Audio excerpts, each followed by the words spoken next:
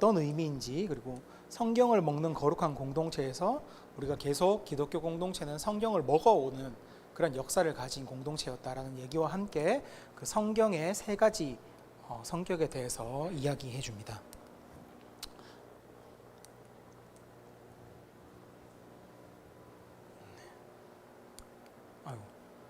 우리 디모데후서에는 이런 말씀이 있죠. 모든 성경은 하나님 감동으로 된 것으로 교훈과 책망과 바르게 함과 의로 교육하기에 유익하니 이는 하나님의 사람으로 온전케 하며 모든 선한 일을 행하기에 온전하게 하려 함이니라. 바울이 우리의 삶에 성경이 얼마나 중요하고 또 성경이 어떤 기능을 하고 있는지를 딱 두 절로 완벽하게 보여준 구절 중에 하나라고 생각할 수 있습니다. 오늘날 기독교인들에게 성경이 최고의 권위를 가지고 있다고 이야기했을 때 아니라고 부정하는 사람은 별로 없을 겁니다. 대다수 기독교인들은 성경이 기독교 영성에서 당연히 최고의 권위를 가지고 있다고 이야기합니다. 하지만 아니라고 이야기하는 사람들도 종종 있습니다. 그리고 기독교 역사에서는 성경이 아니라 다른 걸로 기독교 영성의 권위를 세우고 다른 게 기독교 영성의 요체다라고 이야기하고 주장하던 많은 이단들이 있었어요. 하지만 기독교는 항상 그것들을 말씀으로 극복해내고 지금까지 말씀의 최고의 권위라는 그 스탠스를 지켜왔기 때문에 오늘날도 우리는 그런 생각을 하고 있는 겁니다. 아마 여러분에게도 여쭤보면 여러분 그리스도인의 삶의 가장 큰 권위가 무엇입니까? 그러면 당연히 하나님이라고 이야기하겠지만 조금만 질문을 정교하게 바꾸면 성경이라는 대답들을 다 하실 거예요. 하지만 성경이 그리스도인의 삶의 최고 권위를 가지고 있다라는 말은 우리 시대에 조금 더 분별력 있게 사용되어야 합니다. 왜냐하면 성경을 읽되 우리가 최고의 권위의 자리에 두고 성경을 읽되 그것을 잘못 읽는다면 무용해질 뿐만 아니라 오용되기도 하기 때문입니다. 오늘날 성경을 최고의 권위의 자리에 둔다고 하면서 오용하여 자아의 시종의 자리에 두는 경우가 많다고 유진 피터슨은 경고합니다. 자아의 시종으로 둔다는 게 어떤 거냐면 말씀을 그저 내 영혼을 개발하고 자아를 탐구하고 아니면 내 인생의 어떤 문제들을 풀어가는 도구나 지침서 정도로 읽는 나를 중심에 두고 성경으로 나를 꾸미고 나를 돕는 데 사용하는 그걸 보고 이제 자아의 시종이 된 성경 사용법이라고 이야기하는데요. 이런 태도를 가지고 읽는다면 우리가 아무리 성경이 최고의 권위입니다라고 이야기해도 제대로 된 읽기가 이루어질 수 없다고 주장합니다.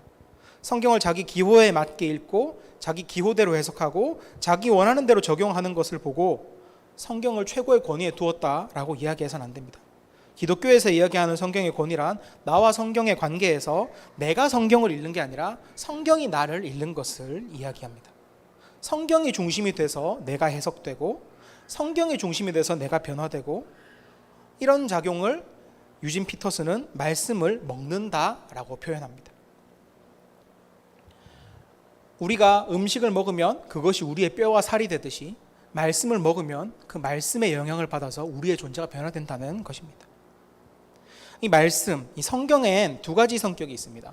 바로 뭐냐면 한 가지는 바로 계시의 성격입니다. 성경은 하나님의 계시입니다. 하나님이 어떤 분이신지 드러낼 뿐더러 하나님의 구원이 무엇인지 정확하게 제시하고 있고 그거를 우리가 볼 수 있게 합니다. 우리가 알 수 있게 해주시죠. 그리고 성경의 두 번째 성격은 도전입니다. 이 성경의 계시는 그저 지식으로 남아있지 않습니다. 그냥 구원에 대한 어떤 객관적인 이야기 아니면 어떤 교리적인 정보 이렇게 읽기에 냅두지 않습니다. 성경의 이야기들은 우리가 읽었을 때 삶을 도전하고 이렇게 살아라, 일로 들어와라 라며 우리를 도전하고 끌어당깁니다. 성경은 우리에게 자신을 먹으라고 도전합니다. 그냥 다른 책들처럼 읽어서 거기에 있는 정보를 내 머릿속으로 옮겨 넣어라. 우리 시험 칠 때 외우듯이 그냥 교리들을 네 머릿속에 박아 넣어라 라고 이야기하는 것이 아니라 이것을 먹고 네가 그 존재로 변화되어 가라 라고 이야기한다는 것이죠. 성경의 이야기를 믿고 성경이 제시하는 관점으로 바라보고 성경이 소망하는 것을 소망하고 그 방식대로 내 삶을 뜯어 고치는 것, 그렇게 성경을 내면화해서 성경으로 다시 태어나는 것을 바로 성경을 먹는다라고 이야기합니다. 우리는 성경을 먹는 사람일까? 저는 우리 교회에 이 책 쭉 읽으면서 BSM이 정말 좋은 도구라는 것을 볼 수 있게 됐습니다. 성경을 먹는다는 의미에서 우리 BSM을 돌아보면 우리는 분명히 이 작업을 하고 있는 것 같아요. 내면화해서 성경으로 다시 태어나는 것. 하지만 BSM에 우리가 한 가지 하면서 주의를 좀 하고 해야 되는 부분이 있는데, BSM을 처음 누구에게 가르치거나 아니면 혹은 능숙한 사람들 중에서도 연구 되게 좋아하는 분들이 있습니다. BSM 처음 배우면요, 연구가 되게 신기하다고 하셔요. 왜냐하면 우리가 설교로 듣기만 하던 내용들을 왜 저 메시지가 나왔는지를 주석을 읽고 배경을 알게 되고 역사를 알게 되니까 이제 그게 막 들리는 거예요. 그래서 연구 자체가 너무 즐겁고 재밌어 하는 사람들이 있습니다. 물론 귀한 사람들이죠. 그거 재미없다고 하는 사람들도 있는데, 너무 귀한 사람들인데, 이 주석을 보고 말씀의 본뜻을 찾아가는 그 연구 과정, 이 주해 과정이라고 하는데, 그 과정은 너무 즐거운 과정입니다. 하지만 만약에 여기서 그친다면 유진 피터슨이 말하는 먹는다까지 가지 않는다는 거죠. 조금 더 의도도 좋고 조금 더 깊이 있게 성경을 볼지언정 성경을 여전히 지식의 창고 정도로 여기는 것과 다름없다는 것입니다.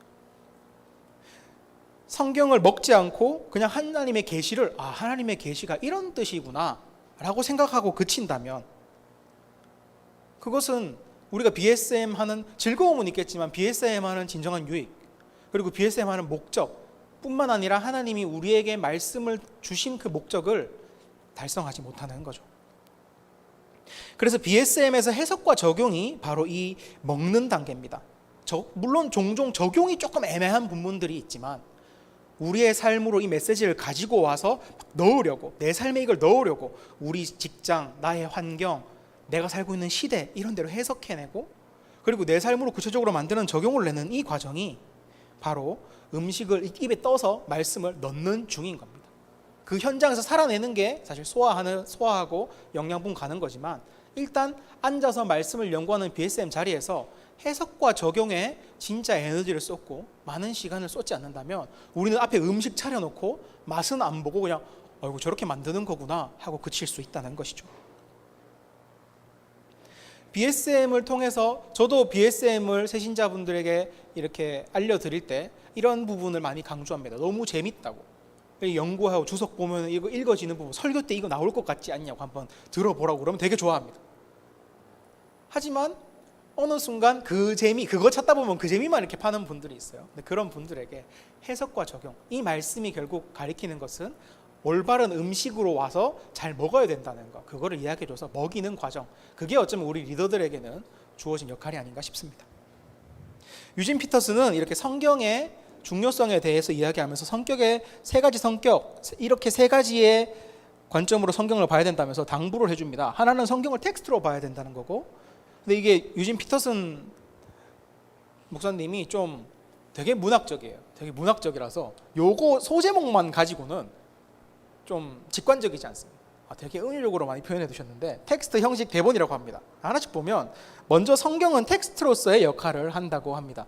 소제목은 하나님의 계시를 배우란데, 이 텍스트라는 게 어떤 거냐면 최종 권위이자 준거점으로 성경을 삼아야 된다는 이야기입니다.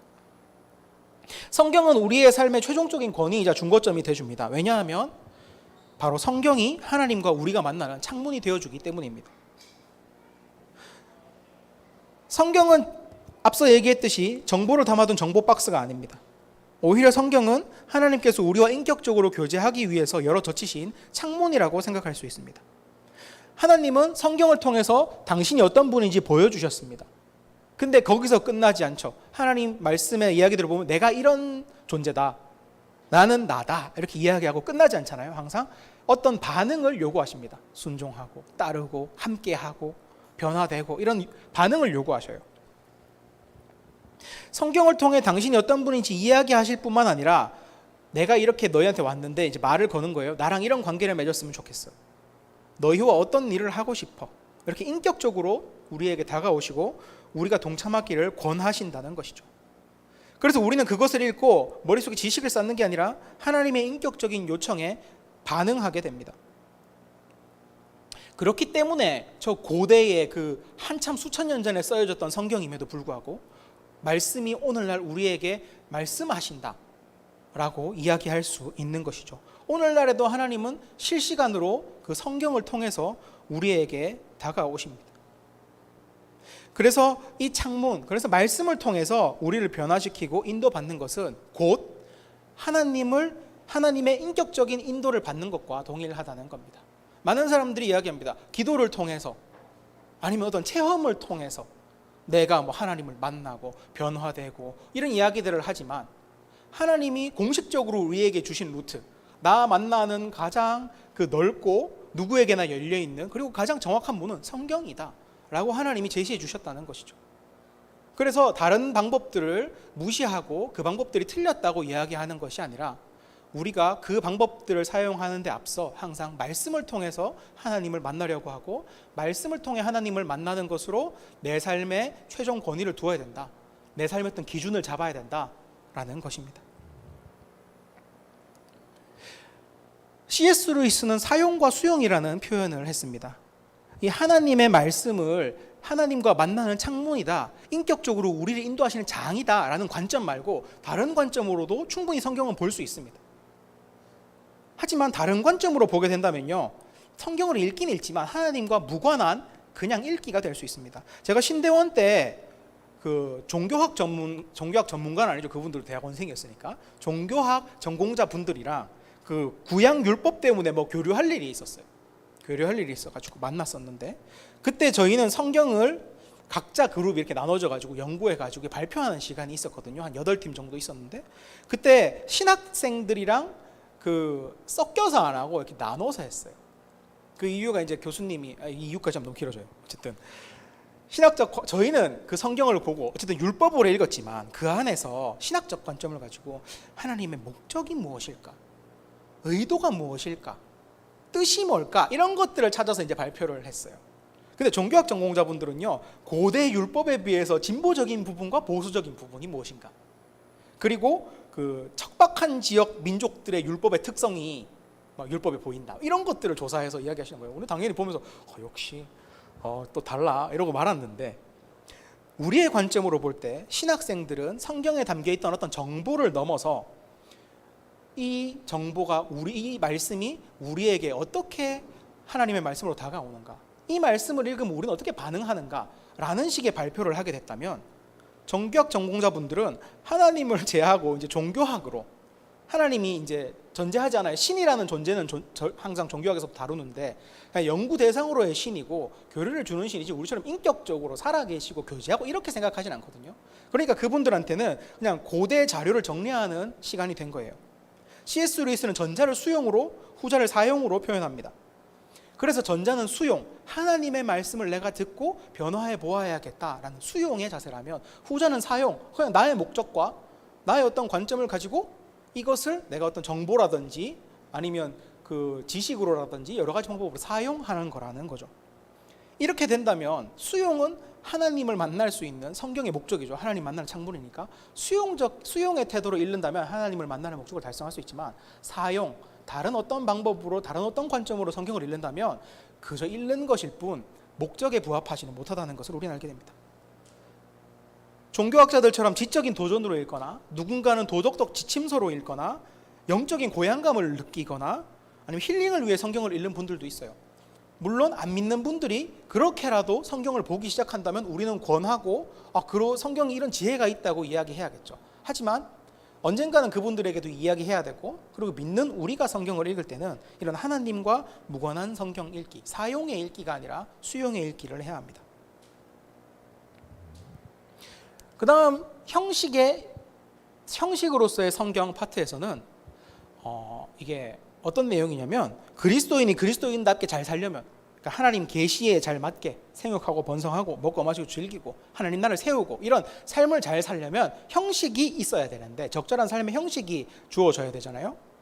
근데 그 형식을 성경이 준다는 겁니다. 하나님 백성으로 잘 살기 위한 형식을 성경이 제공한다는 것이죠. 다만 성경은 그 형식을 생활 지침서처럼 두지 않습니다. 기상시간, 군대 가면 그런 거 있어요. 좌수파지, 그러니까 물건은 항상 왼손으로 들고 다녀야 돼요. 그런 생활 지침, 이런 것처럼 어떤 형식을 딱 정해가지고 우리에게 제공하지 않습니다. 성경은 어떤 식으로 하냐면, 공백에 있는 이야기 속으로 우리를 초청함으로 형식을 가르칩니다. 성경은 수많은 이야기로 구성되어 있고, 수많은 인물이 수많은 삶을 하나님과 동행하는 것을 우리는 이야기로 읽게 됩니다. 근데 이 성경 이야기에는 공백이 되게 많이 있어요. 예를 들면 읽다가 항상 우리 그런 애매한 거 있잖아요. 궁금하게 만드는 거. 아브라함이 하나님께 기도하매, 무슨 기도를 했을까? 뭐 어떤 마음으로 했을까? 기도 제목은 뭐였을까? 되게 궁금하고, 바나바와 바울을 따로 세우면 우리 지난주에 했잖아요. 도대체 뭐 어떻게 뭘 따로 세웠다는 건지 되게 궁금하게 된단 말이에요. 왜? 무슨 기도를, 어떤 목적으로, 어떤 내용을, 이런 이야기들을 읽으면서 자연스럽게 우리는 그 공백 속으로 들어갑니다.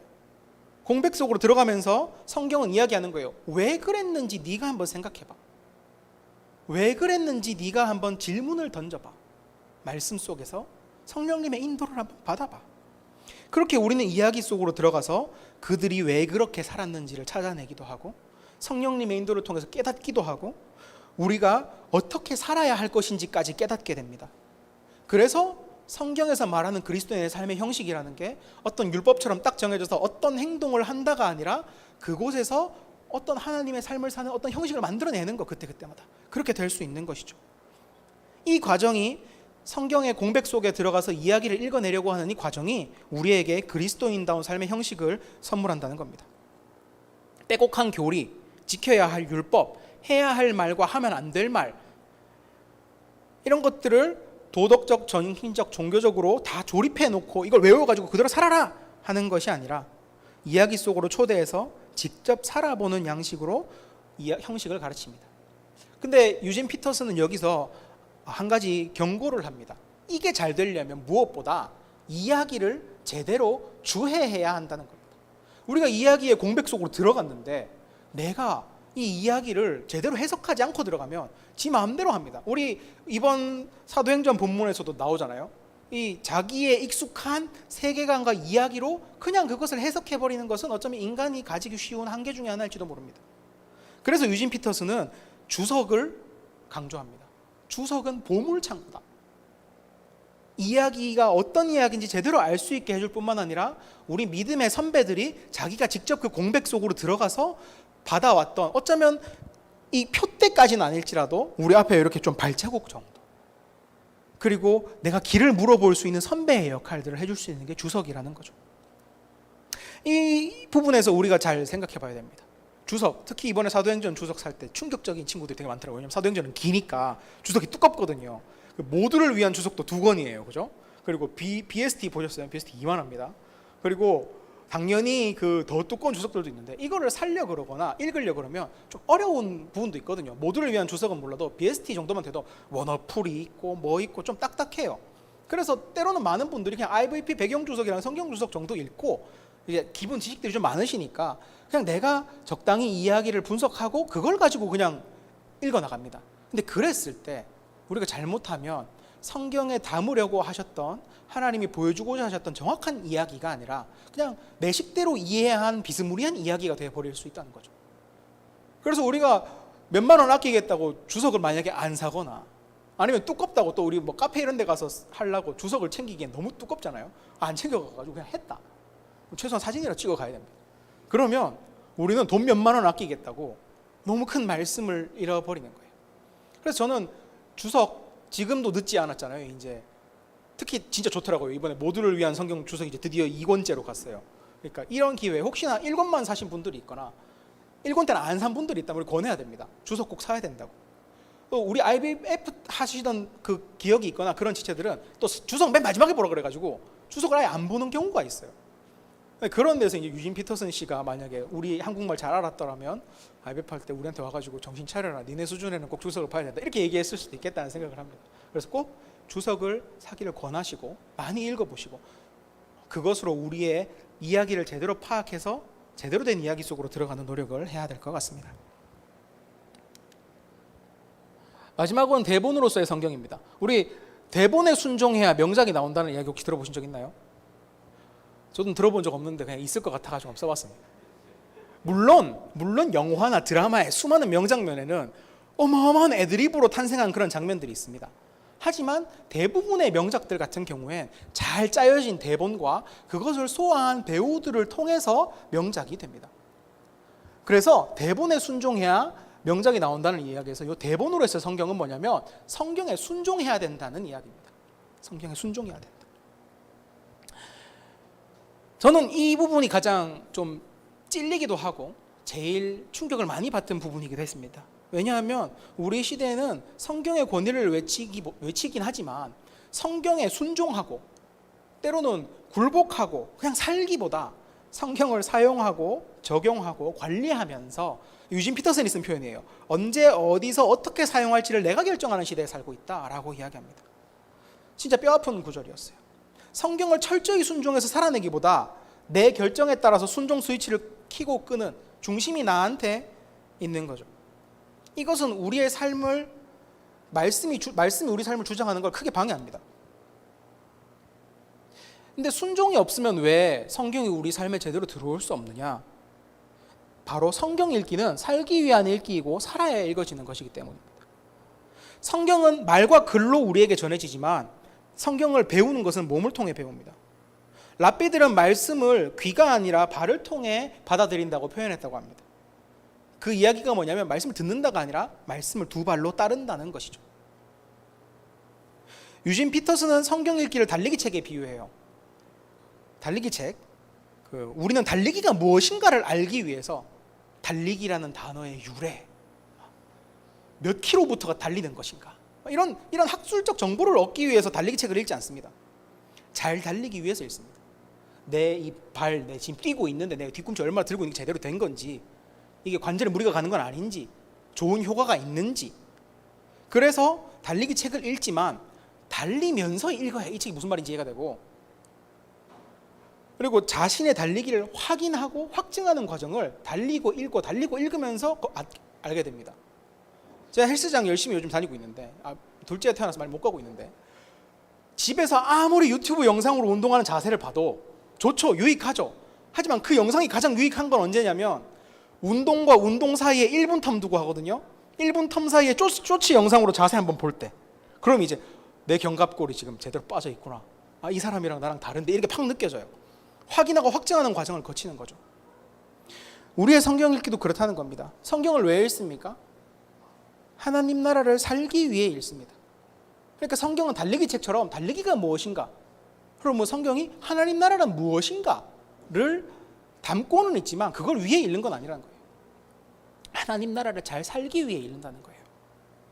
그래서 살면서 읽어야 되고, 내 삶의 경험과 공동체에 있었던 여러 사건들과 해석들, 그걸 가지고 같이 읽으면서 성경과 삶을 같이 씹어 넘겨야 됩니다. 순종이 없다면, 그래서 말씀대로 살려는 순종이 없다면 성경 읽기가 속빈강정이 되는 겁니다.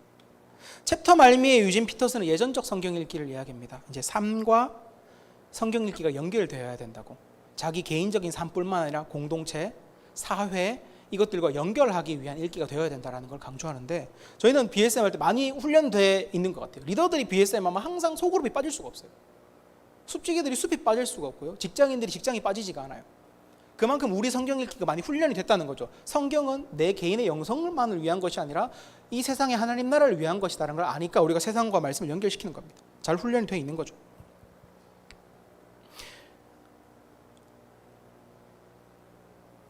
급하게 마무리를 해야 될 것 같습니다. 네.